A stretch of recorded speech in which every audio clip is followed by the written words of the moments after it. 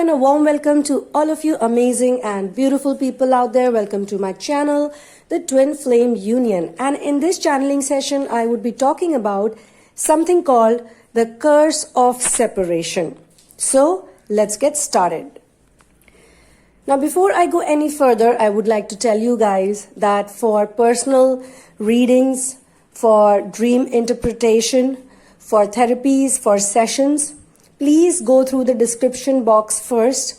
And once you go through it and you have clarity on what do you really want to do, what do you want to go ahead with, then you can write to me at the sunamoon@gmail.com.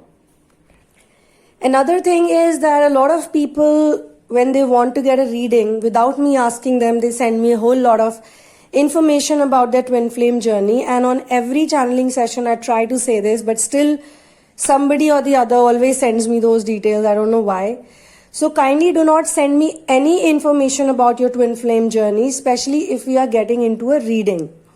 But if you are going for a therapy, if it's when you have so many sessions like chakra therapy or transmutation of fear-based energies into love, or releasing karmic patterns and baggages or karmic as a person, when we do these type of therapies, then we need to get information from you, and we then take whole lot of information about your life, from your past, many things.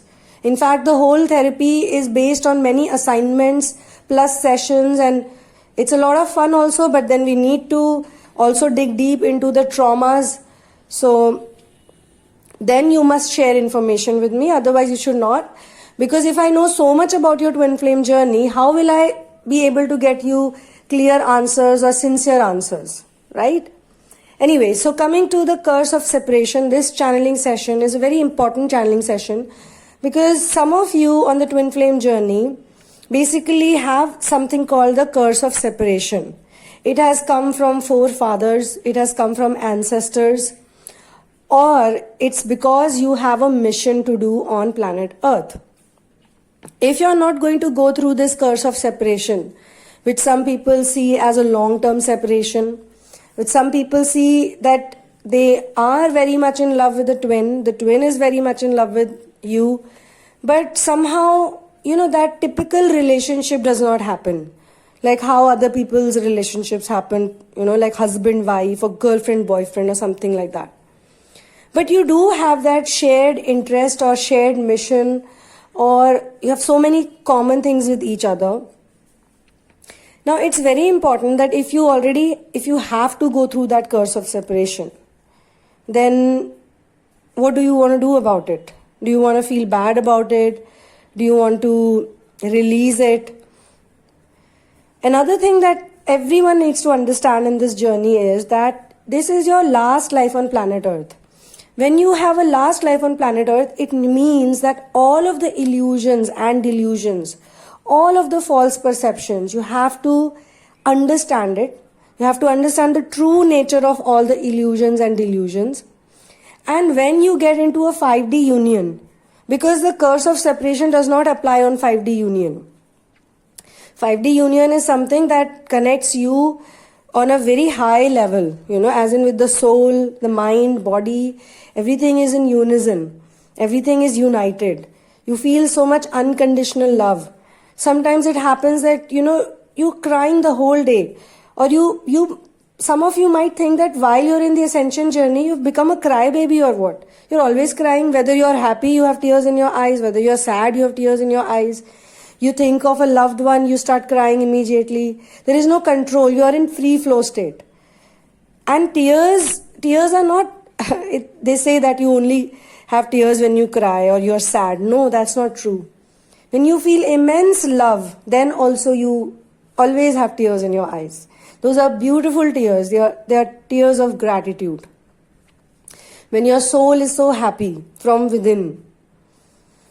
Sometimes you have a pet or a child in the house, they do something really adorable, very pure, very innocent.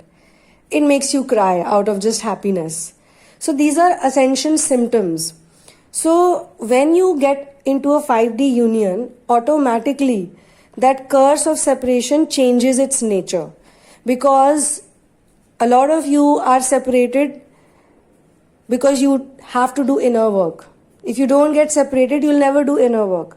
If you don't get triggered, you'll never think about why this is happening to me. A lot of people actually get into ascension mode or inner work when they have tried everything from their human capacity. As a human being, most people have this habit of taking control of everything, right? So you want to do everything by yourself.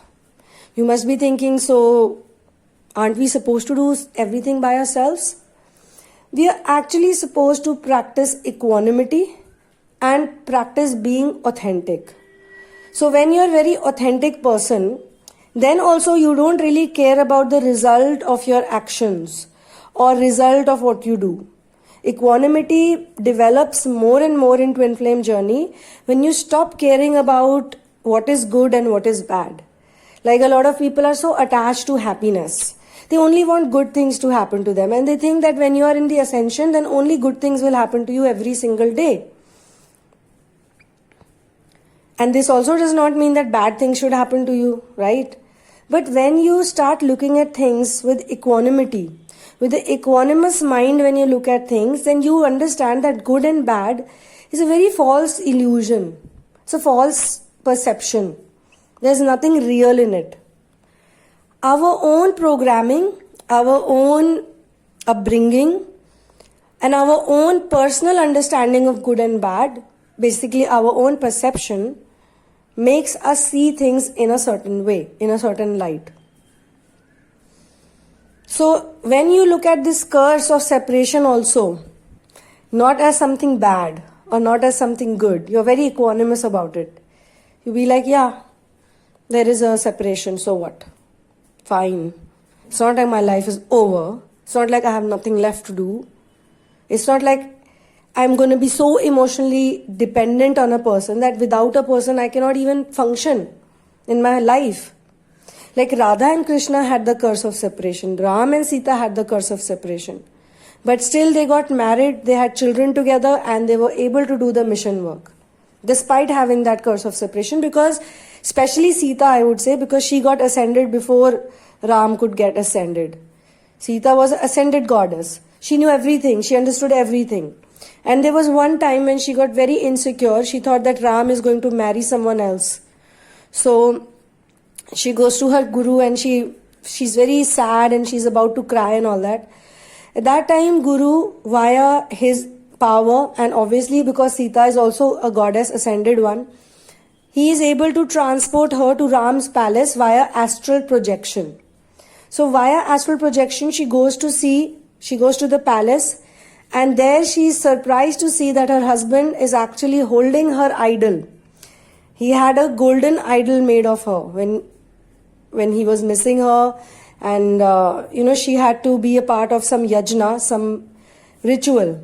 So instead of getting married to another woman, which he totally refused, he got a gold idol made of Sita. So after doing astral projection, she goes to the palace and she sees that he's holding her idol and he's just, sitting next to her and he's constantly talking to her, and he's like, and he felt that Sita's around. He also suddenly felt that, why do I feel that Sita is here with me?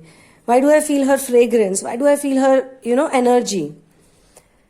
So this is the grace of Guru and this is the grace of Source, that she realized that he loves me so much and he's never gonna marry anyone. She comes back to her body and she's very happy after that.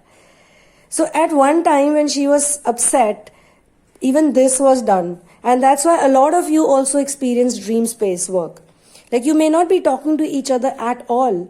Or you maybe the union is a little far also. There is still time for union. A lot of people have these dream space visions or these experiences immediately after the separation has happened. Why? Because universe is trying to tell them both that you're going to be together or your love is true. It's unconditional love. So in the dream, you'll feel immense love for your twin. Both of you will be so happy with each other, so relaxed with each other. And when you'll wake up in the morning, you'll be like, oh, how did that even happen? Like, is it even possible? And it felt so good. It will give you so much energy. You'll feel so refreshed after that. You'll not have that fear. because the masters are trying to heal you both in the 5-dimensional world. And that's why they say it's very important for you to do inner work. The more inner work you do, you are going to realize that everything around you is actually an illusion. This is so temporary. It's like a flux coming and going, throbbing, All of this will stay behind. Imagine, isn't that the biggest signs that people die and people are born? People come and people go, but where do they come from and where do they go? And then all of these things that you see around you, all the materialistic things, nothing you can take with you, nothing. What can be the biggest miracle or the biggest signs than this, or the biggest proof of your soul's existence? When people look at someone dying, they feel, oh, this person has died, this person has passed over. But they don't ask this very logical, very practical question. That where did he go? Where did this person go? This person was right there till yesterday. And all of the things are left behind, even clothes. So this is the type of science. This is the science that no one teaches in schools and colleges. When you learn the art of living, why do people teach you art of living? So that you learn the art of dying. When you are dying, you are getting promoted. You should technically feel like you're getting promoted. At that moment when person dies, it's very difficult. Many old memories come back. There's a lot of torture that a soul feels. It's very difficult. Death is also not easy. And that's the reason why we do ascension work. Because ascension trains us. We die so many times during ascension. We feel like, like the dark night of the soul. It's like dying many deaths. You die many times. You feel like you're dead. By the time you're clean, by the time you've died so many times, you become like a new person. You come like a new person. You're not afraid of any pain or fear. You're not scared after that. You feel like, every day is a new day, because every day you die and every day you're born. Forget every day, every minute you die and every minute you're reborn. That's the beauty of ascension. People have a big ego, like the DMs have big ego. You can't say anything to them. They get offended very fast. They will offend others, that's okay. They can insult others, it's okay. They can humiliate the, divine feminines, it's okay. Doesn't matter. But when she gives it back to him, they get very angry. Their ego is hurt. But during separation, they realize it. They realize that I was being such an egotistical person. I was being so difficult. I was being so weird. I was so attached to my identity. Anything you say to them, anything, you just give them a nudge and they'll be like a huge volcanic eruption. Because they have been raised, or they have grown up, or they have been programmed to feel or to believe that the identity is really important, nothing else. So this is the reason why Divine Feminine needs to do ascension work, because with her ascension, his ascension is also connected.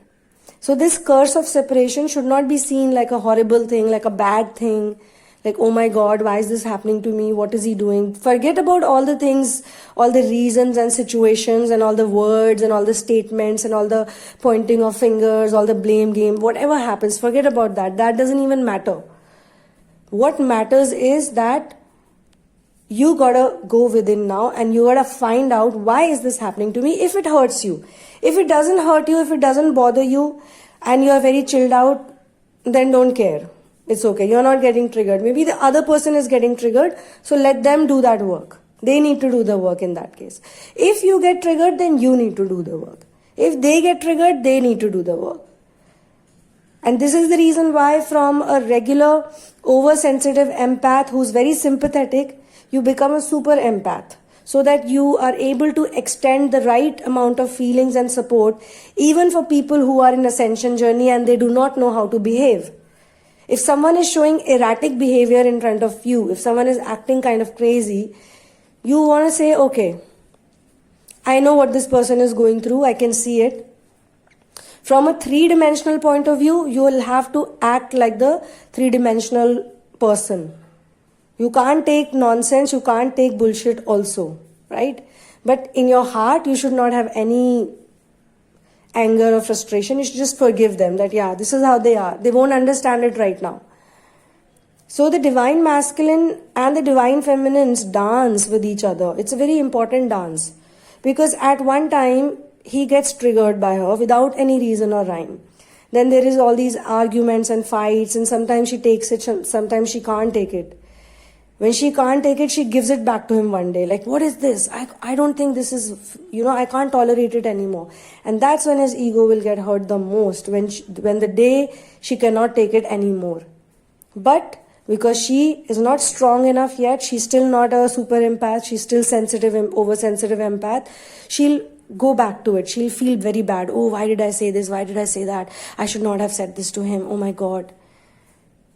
Though he's supposed to say apologize, or he's supposed to fix the situation, but because of her going back and trying to fix it, trying to convince him like, yeah, okay, I said whatever I said, but I love you and this and that, this is where the problem happens. She's not still strong enough that yes, you did something wrong, or you got to be more responsible, or you got to do this, and I'm not going to take it, because she also has this fear of, how am I going to survive without him? How am I going to live my life without him?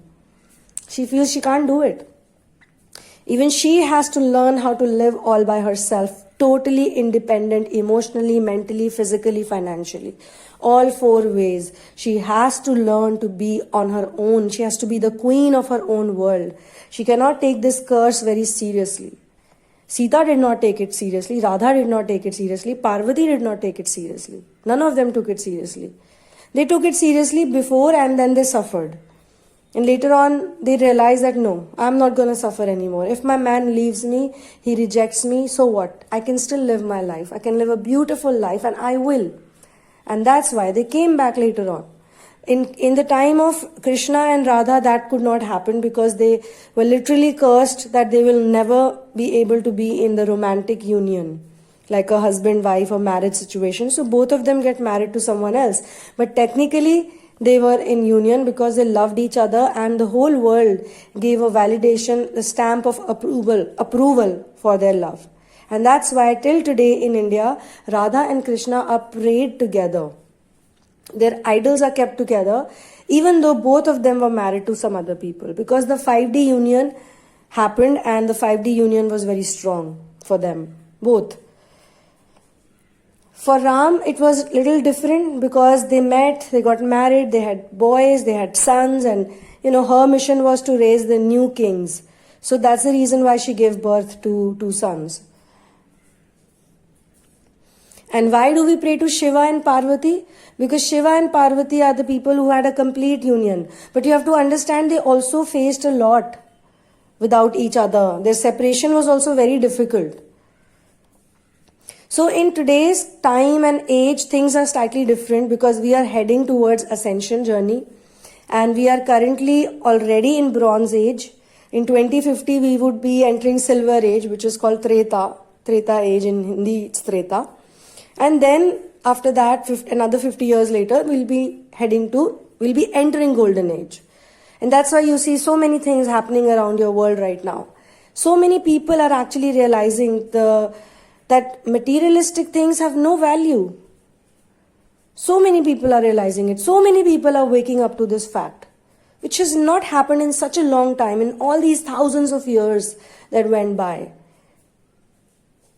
So many people are going through this, and many are also not. That's why you see so many deaths, disease, fear, hunger. But this is also trying to show to people, even poor people are suffering, even rich are suffering. Rich are also suffering a lot. People have so much money. Some of the people in India have crores. They are willing to spend lakhs right now, but they cannot still save themselves. They cannot save their lives, because the effect of fear is so strong. So on that note, I'm going to close this channeling session. Thank you so much for being here with me. One love and peace out.